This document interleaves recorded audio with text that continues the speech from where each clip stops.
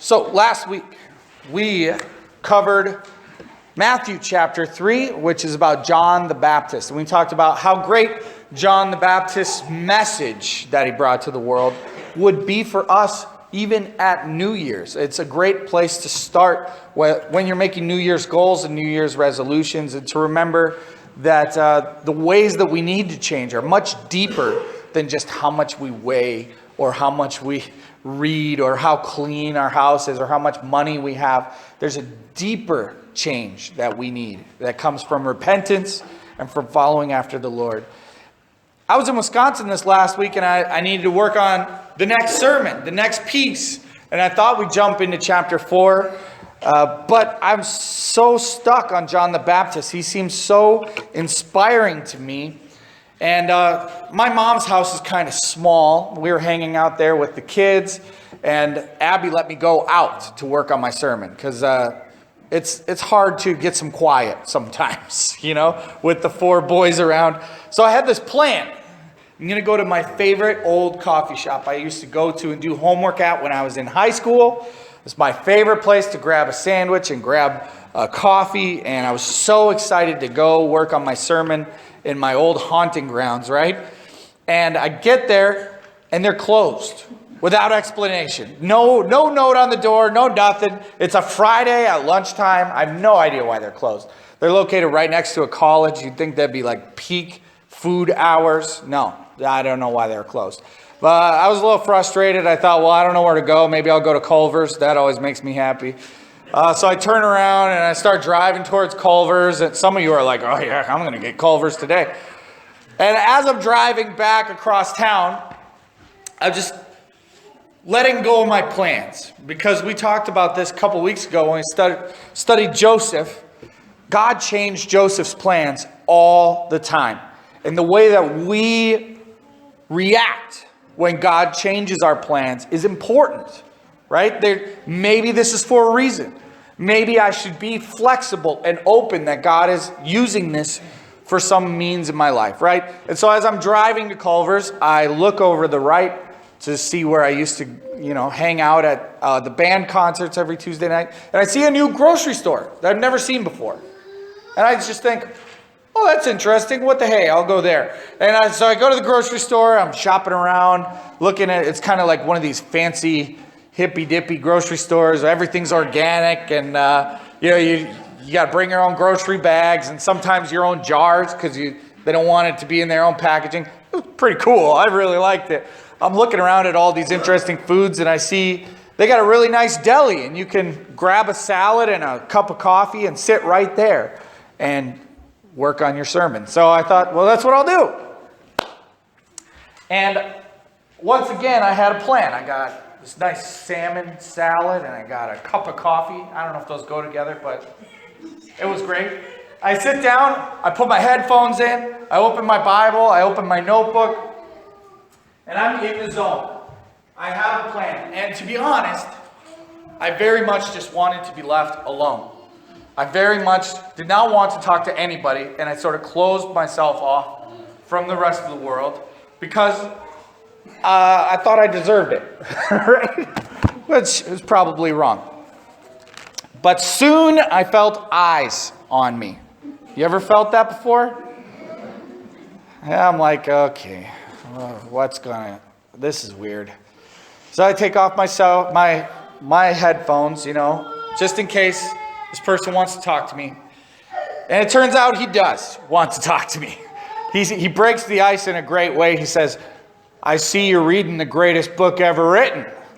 I'm like, all right, you earned a conversation with me. Turns out I met a new friend. His name is Brian.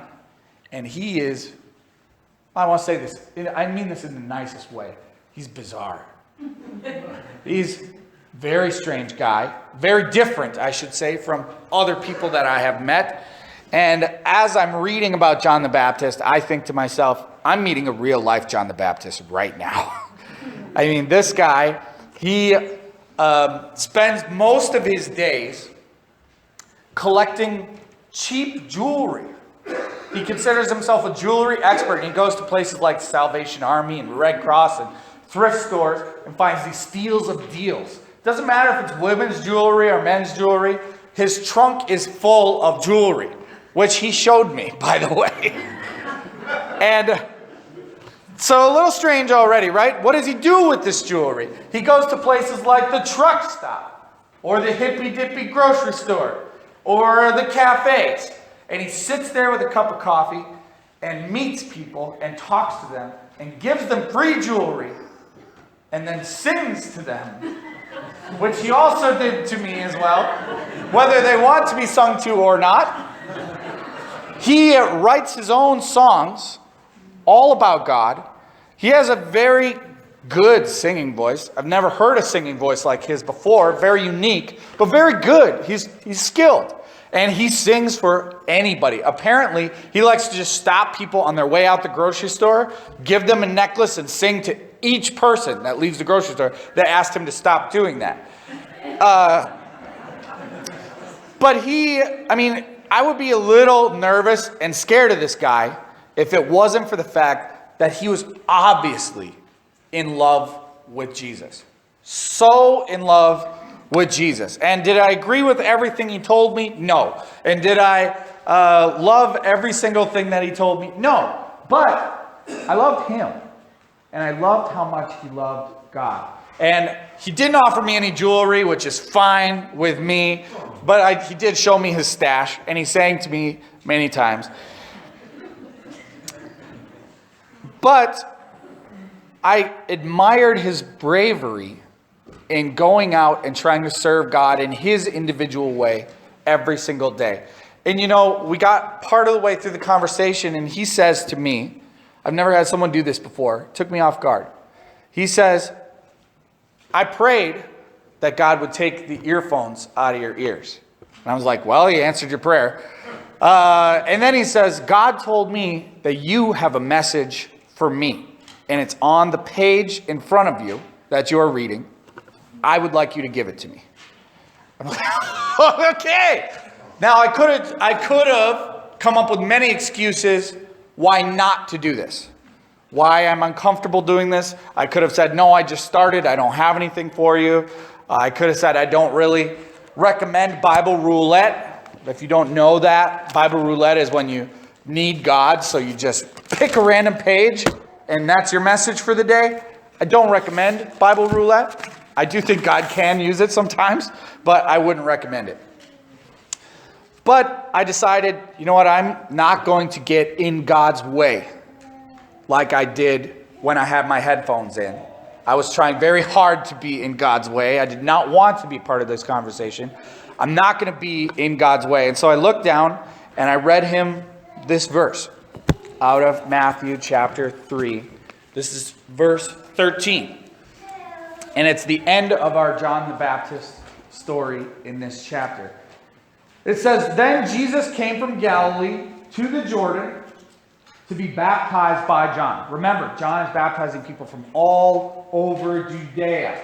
And now Jesus has come from Galilee to be baptized by John. What an honor. But John tries to deter him. That's what it says. John tried to deter him, saying, I need to be baptized by you, and you come to me? He's trying to stand in God's way. He's trying to say, no. This is backwards. You can't ask me to do this. You should be doing this to me. Then Jesus replied, let it be so now. It is proper for us to do this, to fulfill all righteousness. Then John consented. And as soon as Jesus was baptized, he went up out of the water. And at that moment, heaven was opened, and he saw the Spirit of God descending like a dove. I hope you're imagining this. We should use our imaginations when we read the Bible.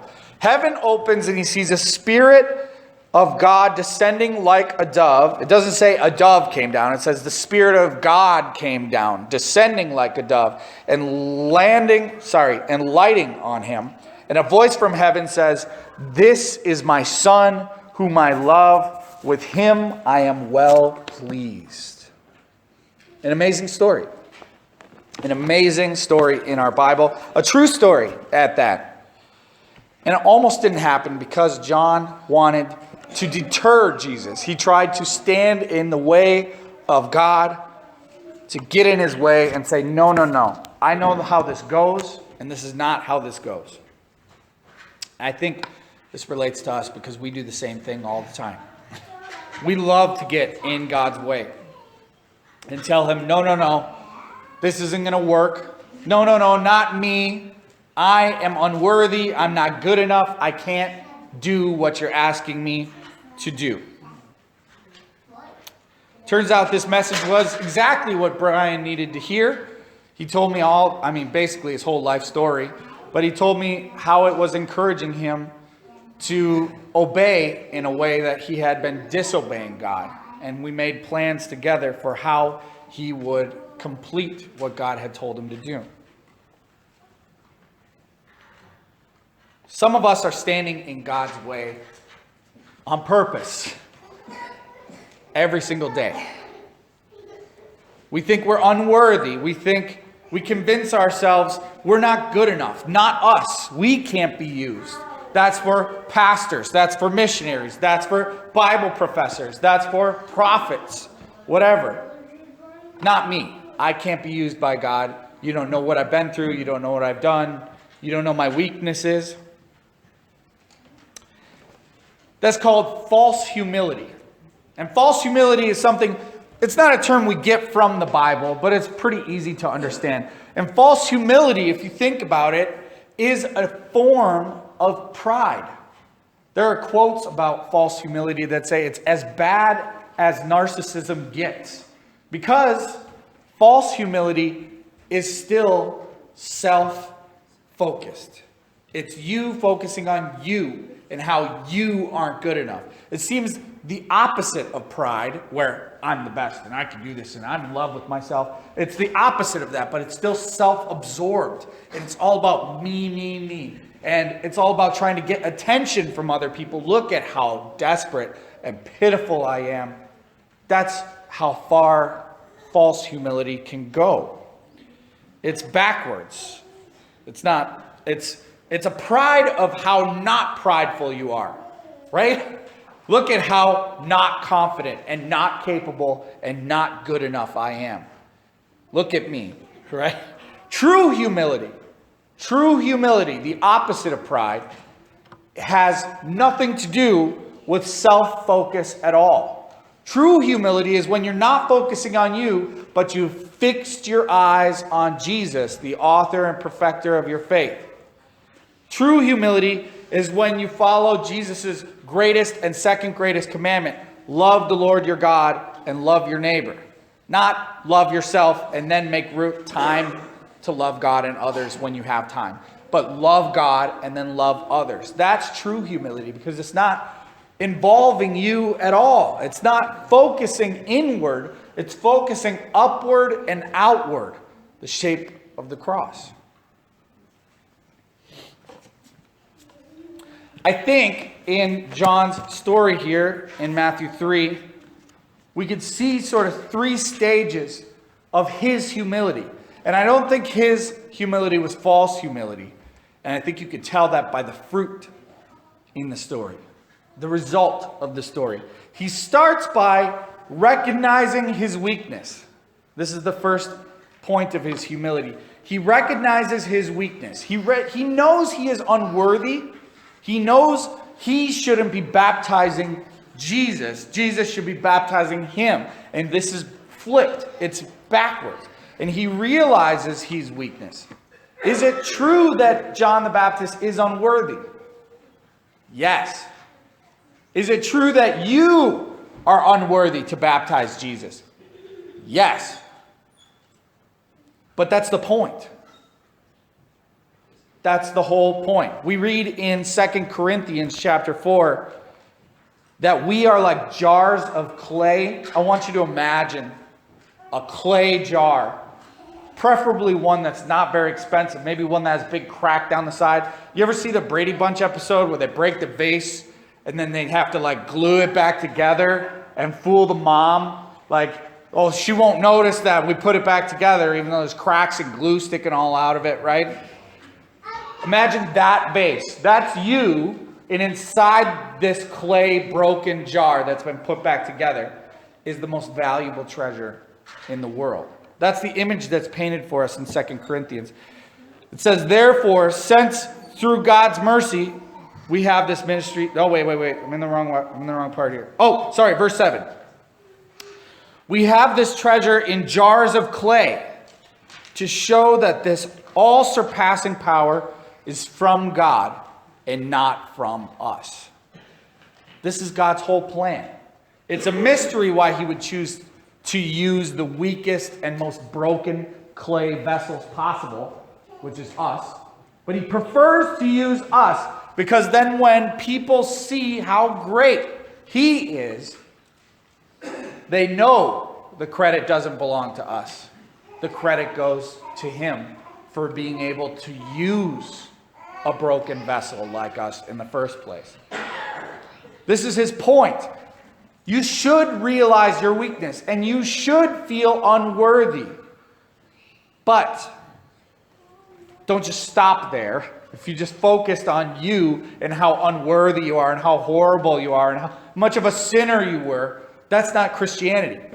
Christianity, at its core, is in the second point, which is that John recognizes Jesus' strength. He recognizes how great Jesus is in comparison to himself. He doesn't just say, I should have baptized you. That's not what he said. He says, you should be baptizing me. He wasn't focusing on his weakness primarily. He was focusing on the amount of importance that was within Jesus. He was focusing on how great Jesus was, not on how poor and miserable he was as a vessel. Jesus' strength is what we focus on the most. God's greatness, God's holiness is the one thing that we are supposed to hold over everything else in our lives. It makes the first point less important. It doesn't matter how weak you are. It only matters how strong he is.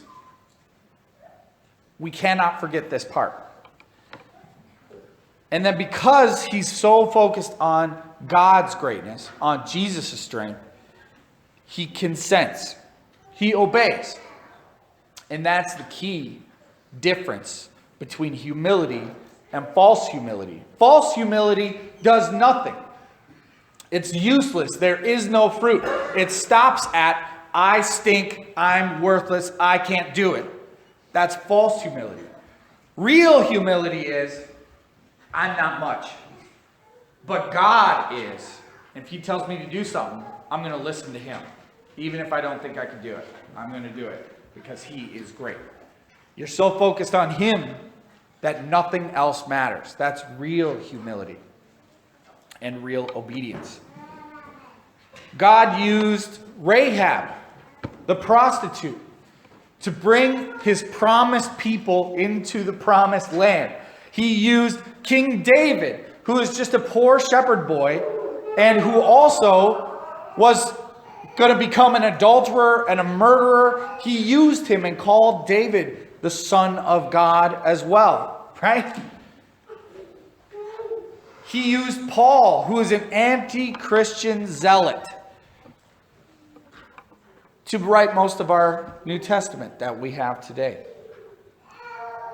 If you think that you are unusable, if you're stuck in this false humility and you think, I can't be used by God, what you're saying is, you are so proud of how weak you are that you're even weaker than Rahab the prostitute, King David the murderer, Paul the anti-zealot. I mean, what you're really saying is not, I'm too weak for God to use. What you're saying is, God is too weak to use me. What you're saying is that God can't use you. And now you're redefining how powerful God is by how weak you are. Do you see how this becomes heresy very quickly? If you're focused on yourself, you start defining God by your terms. God can't use me because I'm too broken. I've been through too much. Now you're defining him by your life. You're just a speck, a grain of sand on the beach that is time, right? And God's been around forever. And you're saying this little grain of sand is too much for him. Right? It's ridiculous if you see the big picture. But the problem, the trap of false humility, the whole point you're stuck in false humility in the first place is because you're not focused on the big picture. You're focused on your picture. We should be obeying just like Jesus, just like John the Baptist, even when we're not confident that we're worthy enough. Even if we don't understand God's plan, like John didn't, he obeyed. If God calls you to do something, and he will, he has a purpose for you. He didn't just save you so he could put you on a shelf. He has a purpose for you. He created you for a purpose. If he calls you, don't stand in his way. Don't keep your earbuds in and say, no, can't hear you, God. I can't hear you, so I don't have to obey because I shut myself off from the world and I'm not going to let anything bother me. Right?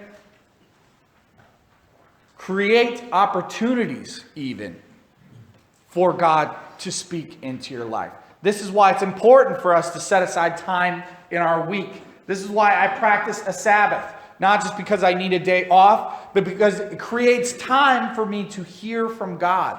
If you're so busy all the time and your headphones are always in and you're always doing something in front of you, what's the likelihood that God's going to be able to bust in and tell you, no, put this aside. I have something for you to do. Create opportunities for him to speak into your life. And then when he does, do not stand in his way. He wants to work through you. It's a mystery why he wants to work through you, but he does. He doesn't work through just one person in a church. He works through every person in a church. That's what it means to be the body of Christ. We do it together. So create openness and time to hear from God. There's also a part in your heart that needs to change. You need to be surrendering daily your plans and saying, God's plans are more important. God, if all my plans today fall apart because you have something else for me to do, I'll do my best to be okay with that. Right? That's what it means to adjust to plans when they change. We need to be humble. We need to be focused on God. We need to be listening for him to call us. And we need to be brave enough to listen and obey, even when we don't understand his plan yet, because we don't see the whole picture. I was really touched by this message, just like Brian was when I shared it with him. I didn't give him that whole sermon. But it's been really God's been showing me the ways in my life that I've been standing in the way on purpose because it makes me more comfortable. And I hope that starting with this message, you'll be thinking the rest of the day, in what ways am I standing in the way because I don't want God to change me, or I don't want God to use me, or I don't want to give up this or give up that. And then have the bravery to surrender that to him. Let's take a moment and pray about this individually.